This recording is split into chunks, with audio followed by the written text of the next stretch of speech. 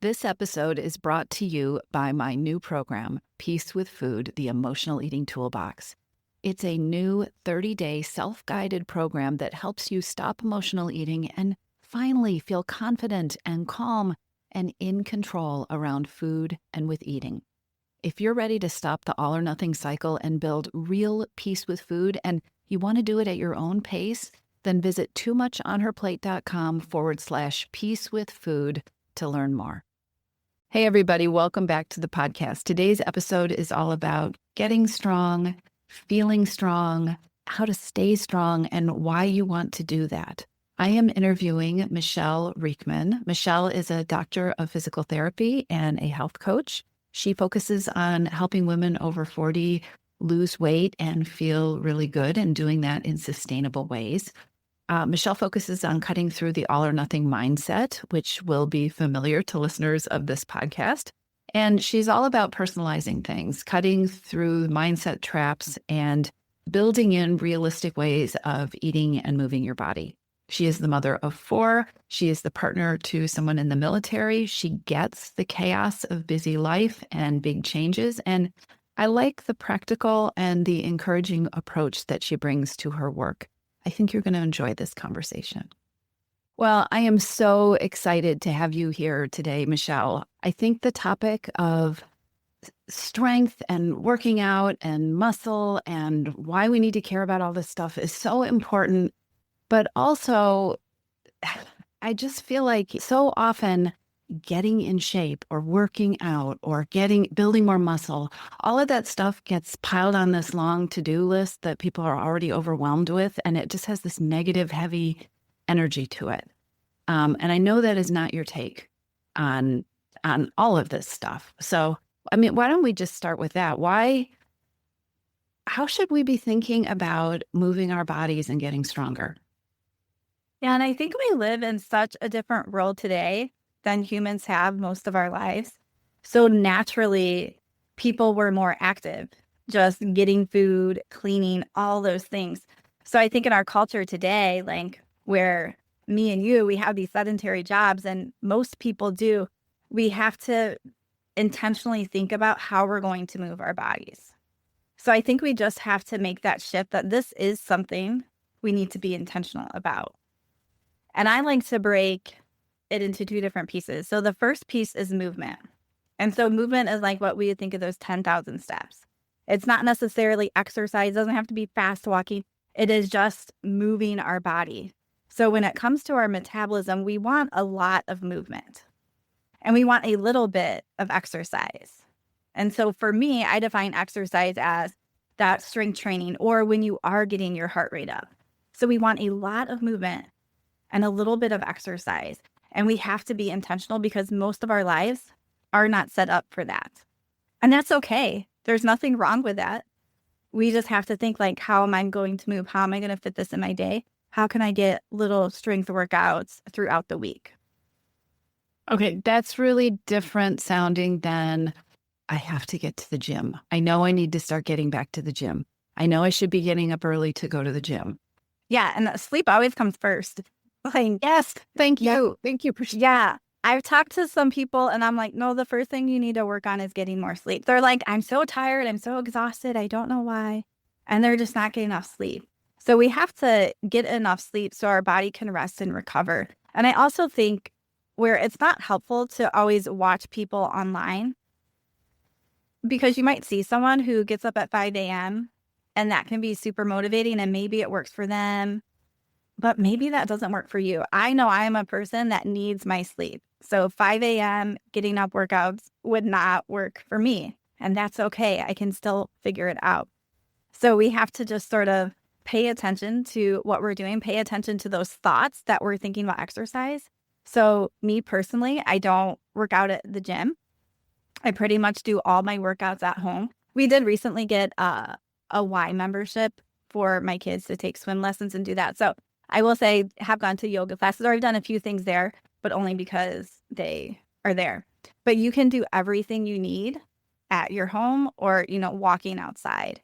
We don't have to go to the gym to get that done. And I think the big barrier with going to the gym is time Because let's say you want to do a 30-minute strength workout because that's all you need for a strength workout. Now you have to drive to the gym, you have to check in, you have to get there, you might have to wait for some weights or a machine, and it takes so much longer. When if you can invest in having some weights or bands at home, it just goes by so much quicker. I am so with you on that. I am a morning workout person because a couple of reasons. If I don't work out in the morning, it probably isn't going to happen. But I am deeply invested in only taking one shower. That's like a whole thing, right? So, Yes. yeah.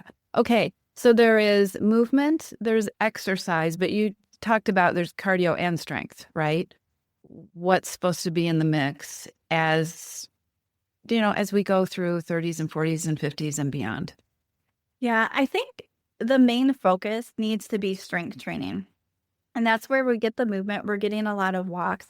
And someone can do cardio. The tricky thing with cardio, though, is sometimes, and people have probably experienced this, like if you've actually done cardio and you've done like a long cardio workout, you're typically really hungry after. Your body just burned a lot of calories very intensely and it wants to refuel. So you're naturally going to increase the hormones that cause you to be hungry. So there's some studies that show people who do cardio, a small percentage will lose weight, most will stay the same, and some will actually gain weight. So especially when we're looking from a weight loss perspective, I think just in the past, people always think cardio. I feel like maybe some doctors still say it today, like get your moderate exercise in. Move more, eat less. Move 3 to more, 5 eat times. less. Yeah. So we need to focus mainly on first getting strength training in. And you can do a little bit of cardio. If you do cardio, you just don't want to overdo it where you're increasing those hunger hormones and then you're battling like eating or not eating.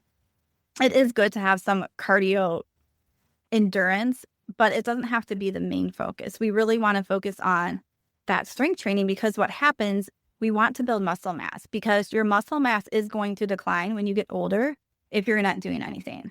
And if you watch someone age, they get smaller and smaller. Their muscle mass decreases and decreases. And so we can combat this by doing strength training. And so strength training is when we're going to feel that muscle burning because it's telling our body to repair, rebuild, and get stronger. And the more muscle that we have in our bodies, the higher our metabolism is going to be. So if I have two people, they're both 150 pounds, but let's say person B has twice as much muscle mass, they're going to be burning so many more calories sitting on the couch doing nothing. So if we can increase our muscle mass, it's going to help us as we age. We're going to have more muscle. It helps with like fall risk and things like that because the stronger you are, you're not going to be as likely to fall. It also helps like if you get sick or illness, your body will break down muscle to help your body repair from that illness or injury. So it's really key. But it also comes in at that great standpoint of it can boost your metabolism.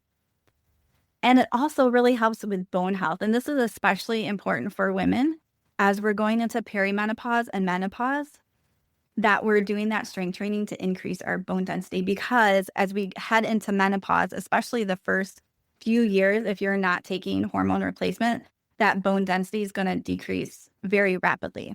But one of the things is that if we do strength training because we're putting an impact on the bone, the muscles are attached to the bone and it puts a strain on that bone. And it's like, hey, bone, you need to get stronger.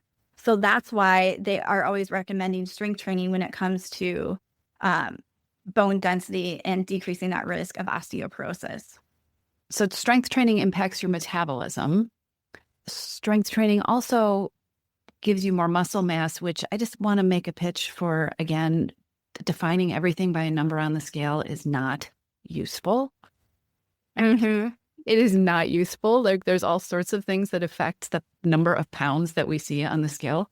But I want to make sure we talk about how strength training impacts metabolism fully and the hormone piece. How does it actually impact your hormones to be doing these things?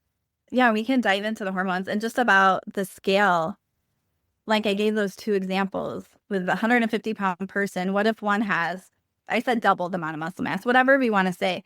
They're going to look very different and the health of their body is going to be very different. And we all have different body shapes. Some of us are going to put on muscle faster, some less. Some are going to have bigger legs, some are going to have bigger stomachs.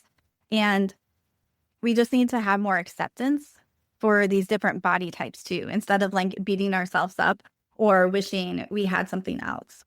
I mean, what if our goal was that we just wanted to feel fabulous in our bodies? Yeah. Right? I talk to so many women around eating and their relationship with food and what they should eat and what they shouldn't eat and all the deprivation and the diet culture stuff. And so often when they get to a place where they're doing what's working, it's about, I found this way of eating where I feel really good, right? I have good energy. I sleep really good. I don't get foggy in the afternoon. I mean, if that was our litmus test for how we felt about our bodies, right? My body's working well.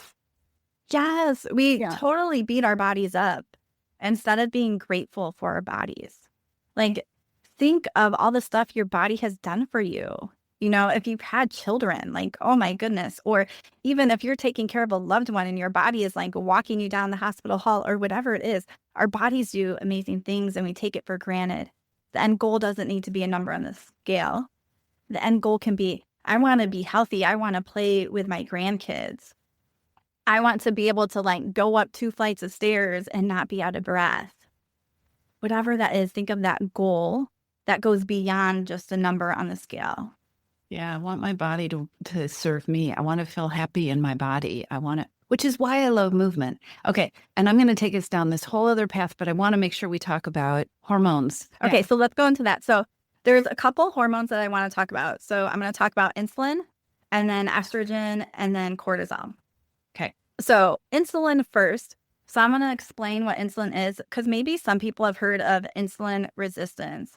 And what happens is insulin is a hormone our pancreas makes, and it helps move sugar from our bloodstream. So think we eat something, we eat a piece of bread, and our blood sugar goes up, and the pancreas releases that insulin and moves the sugar into our cells where it can be used for energy. Now, what happens as we're going through perimenopause is we're a little more prone to insulin resistance, but a lot of us have also changed behaviors, like we're not as active, we don't have as much muscle. So those things affect it too. And what happens is your pancreas keeps releasing more and more insulin, but the cells are resistant to it. So it needs more and more to do the same thing. So over time, the blood sugar goes up. Insulin can cause your body to store more fat, and it makes it harder for us to lose weight. So here's the thing with strength training and insulin is when we do strength training, we are building our muscle, right? We're straining that muscle, saying build stronger, build more. And the muscle is like a sponge for that sugar in your blood. So for example, if someone eats a piece of bread and does nothing, like sits, their blood sugar is going to go up. But if you eat that piece of bread and you start working out, the muscle is going to pull and use it for energy, and your pancreas doesn't have to release as much insulin. So the more muscle you have, the easier it is for your body to pull that sugar out of your bloodstream without needing a ton of insulin. So this means that your cells stay sensitive to insulin, so it's listening when it happens, and that the blood sugar stays more steady. And so I think really managing your blood sugar, learning about it, knowing what foods are going to spike it, knowing that if I move after I eat, my blood sugar is not going to spike as high. There's people that, wear the continuous glucose monitors, and if they eat the same thing and they move or don't move, that impacts the blood sugar. So those people who move after they eat, they're not going to get as huge of a spike. And this has to do with insulin and our muscles using that for energy, which is the whole key to food. Food is energy. And I think we get so far away from that because we just have so much food around us. We have so much like tasty processed food that we get swayed away from the core. Food is for energy, and it is for celebration, other things too. But the main thing food should be for is energy for our body. And when you say that food is energy, there's a joyful piece to that, right? Like food gives me energy. I love it when food gives me energy. And we get so bogged down in the shoulds and the have tos and the tracking. Yeah, food is energy. Like what makes me feel more alive? right? We don't think about that. Okay, so Yeah. insulin, that's kind of cool. What about estrogen and cortisol? Yeah. So estrogen. So when we're lifting weights, that can also help to balance estrogen. So when we're in perimenopause, which is the time before we get to menopause, our estrogen is declining. It's a little erratic. It's like an up and down, but it's like slowly going down till we get to menopause. And what happens is that strength training can influence these estrogen fluctuations. And so it can help to regulate the menstrual cycle hormones. So there was a study in the Journal of Strength and Conditioning that I pulled up, and it found that resistance training, um, that those women who strength trained regularly had more stable hormone levels and fewer PMS symptoms. And so we can see that exercise, it also, those people have estrogen dominance. It may start to reduce some of the estrogen too. And so it's just important to realize how much this movement affects these different hormones and things in our body. So especially as we're going through perimenopause and we're having that up and down and hormones are changing, that if we are doing strength training, it is helping to stabilize those hormones. I mean, it's still going to go down. There's still going to be fluctuations, but it's going to make it more stable instead of like those extremes that can happen. And then with cortisol, and I think this is one too, as we were talking about cardio at the beginning. So if someone is not doing cardio and they start doing a bunch of cardio, they can actually increase their cortisol and increase it long term. And I know when I have gone through stressful periods of time, so my husband is in the military, so we move, we have 4 kids. And when we have gone through moving, I tend to do a little less strength training. I'll still do it. And I do more yoga because I know that I need workouts that are a little more calming to my nervous system. And so I may not do my like super fast walks as much either. But once those periods are over, I can feel that I'm feeling better and I can sort of get to doing my faster workouts, like pushing harder in my strength workouts. So we have to listen to our body. So we want to make sure that we're not increasing our cortisol, and exercise is not feeling like a stress. Now, when we do resistance training, you'll get a little cortisol spike during the workout. But over time, they have found that when you're sort of staying, I'll call your window of tolerance there with strength training, that your baseline cortisol is going to improve over time as you have stress. So you're going to be more adaptable. Like your cortisol isn't going to spike as high for as little things when you are consistently doing some resistance training without overdoing it. Does that make sense?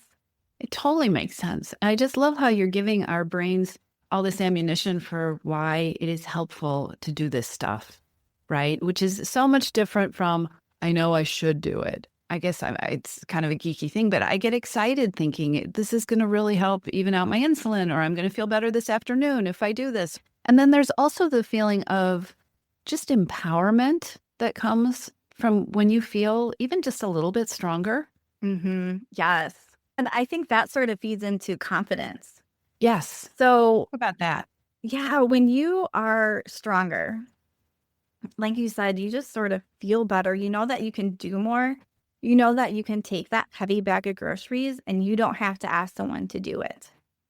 And so that's going to increase how we feel about ourselves, and we can see ourselves differently instead of being someone who is almost more frail or they think they can't do anything. We're going to feel stronger. And then that's going to help increase more likely that we want to keep working out and doing things. And a little different topic, but I also want to say sometimes if someone isn't like working out now, sometimes you just got to push yourself to get started, because we also have those like feel good endorphins and hormones and dopamine when we are exercising that get released and boost our mood. So I always tell people, like, just tell yourself you're going to do 5 minutes. Like literally, if after 5 minutes or 10, you could, whatever time, if you want to stop, stop. But majority of the time, 90% of the time, people will just keep going because it feels good. And we sometimes just have to push ourselves to get started, to hit that go button.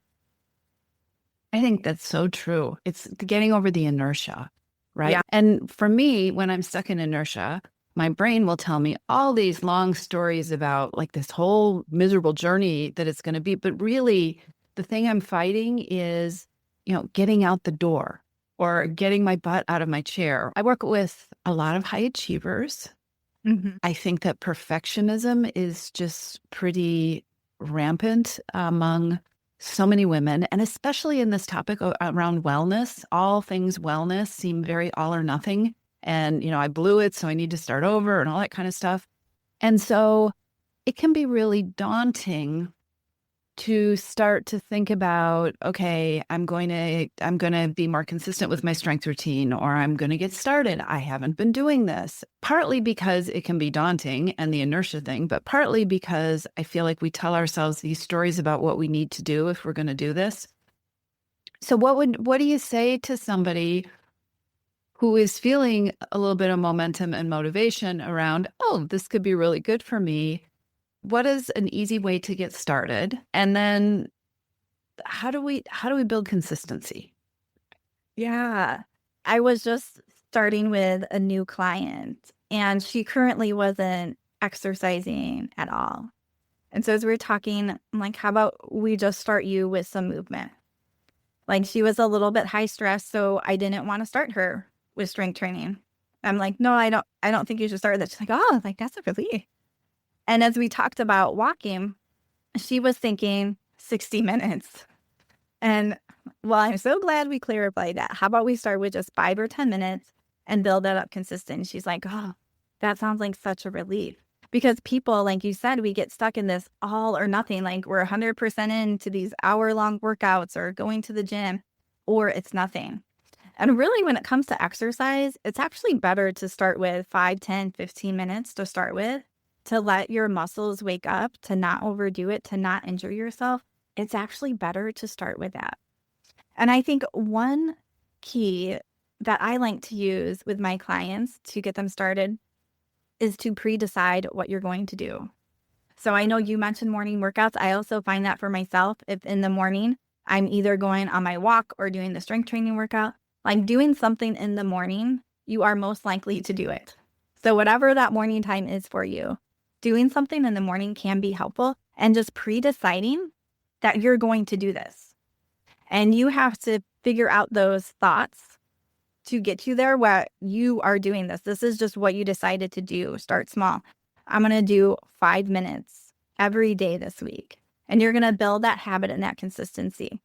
And I think it's important to build a habit. It makes it easier if you're doing things almost every day. So for me, I usually don't worry about Sundays, but pretty much I work out or do something every day, whether that's walk, yoga, or strength training. Like every day I'm doing something. It's like just become a habit. That's who I am. This is what I do. So we have to change that thought of who we think we are. Maybe we've always been someone who hasn't worked out or who hasn't been athletic or coordinated, and we keep defining ourselves by that same story. But we can change that. No, I'm actually a person who gets up and goes for walks. Like maybe I'm going to listen to music or put a podcast in and really enjoy that time. We can change that story that we've been telling ourselves to who we want to be, right? If we want to, Okay, that one's so important. That one's so important because I'm sorry to interrupt you, but it's like because I feel like what we do with wellness and fitness and weight is we tell ourselves we'll be that person when we achieve the goal, right? I'm not a walker or I'm not a runner. I want to do a 5K, right? Instead of saying, I mean, you can have your goal be, I'm going to walk down the block today and tell yourself, I'm a woman who's training for a 5K. Or you can walk down the block and be telling yourself, I am so far away from doing that. And the difference in the energy is so huge. Thank you for saying that because that's just a point of passion for me. yeah, we're not where we want to be, but we can start acting and thinking like that person. We can start visualizing, what is that person doing? How is that person feeling? Because there's a route there. And we have to start taking that route there instead of staying stuck.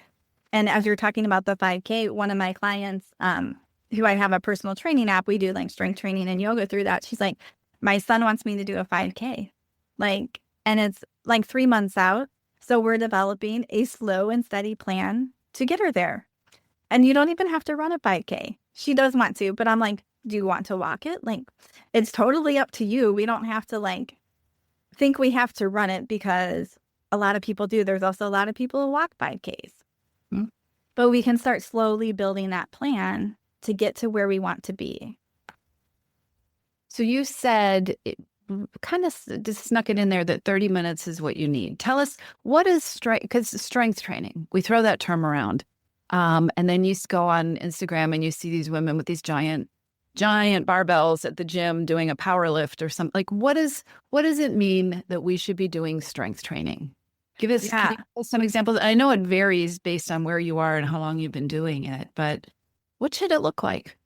I think for most people, and especially starting out, again, it's going to be anything where you're feeling that muscle burn. So it can be body weight, right? Like a push-up weight or a plank is going to be really hard. We don't have to add weight to that. We may even start with like wall push-ups, progress to push-ups on our knee on the floor, then maybe a full push-up. There's a way to progress those push-ups, and that's completely body weight.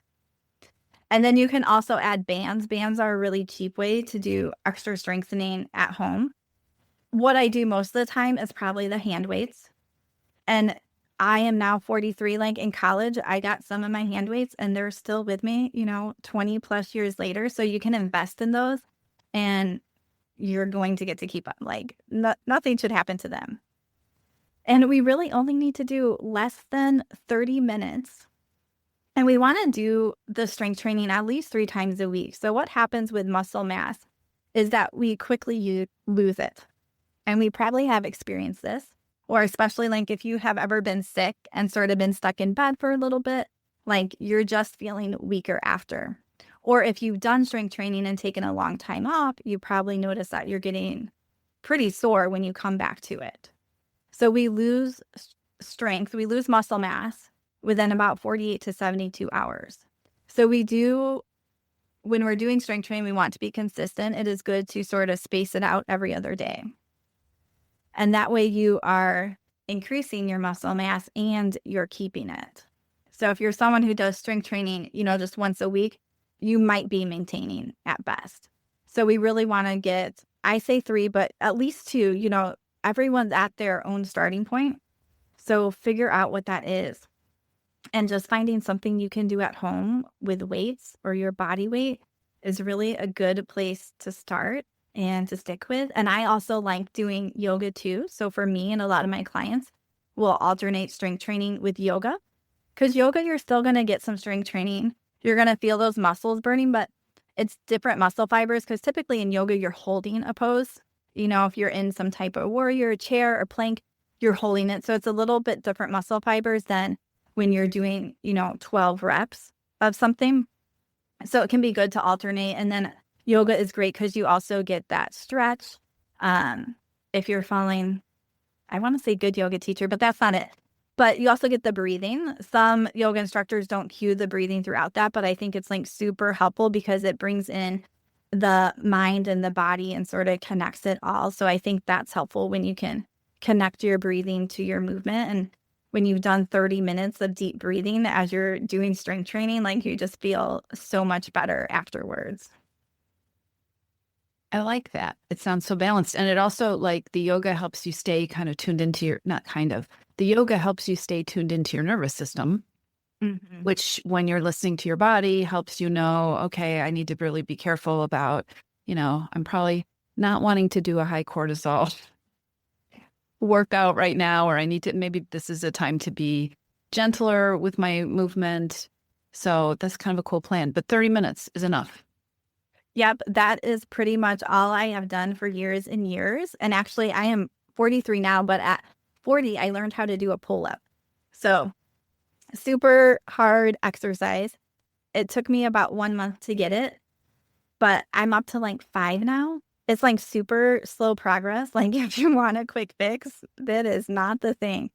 But I just stay consistent with it. And I only do that 2 or 3 times a week. So you don't have to do something long. When I started to want to learn how to do a pull-up and do it correctly, I looked at different programs. I went with the program that was 10 minutes a day. They wanted to do it 5 days a week. I'm like, there is no way. My muscles like need a rest. But there were other programs that were like 45 minutes. I'm like, no way. So if you're learning how to do things effectively, you don't have to put in that much time. And it goes back to the idea when it comes to our metabolism, we don't want to stress it. We want that lot of movement, walking, steps, that kind of thing. And we really just want a little bit of exercise. I think a lot of people just relaxed hearing that. All right, what haven't we talked about? Anything that you want to make sure that we cover before we end the episode? I don't think so.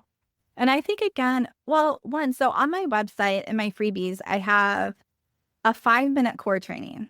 So literally starting with just 5 minutes a day. I also have a free 5-day exercise challenge, 15 minutes a day. So I think those are two great things if someone is interested in starting some exercises. One, learn how to exercise correctly.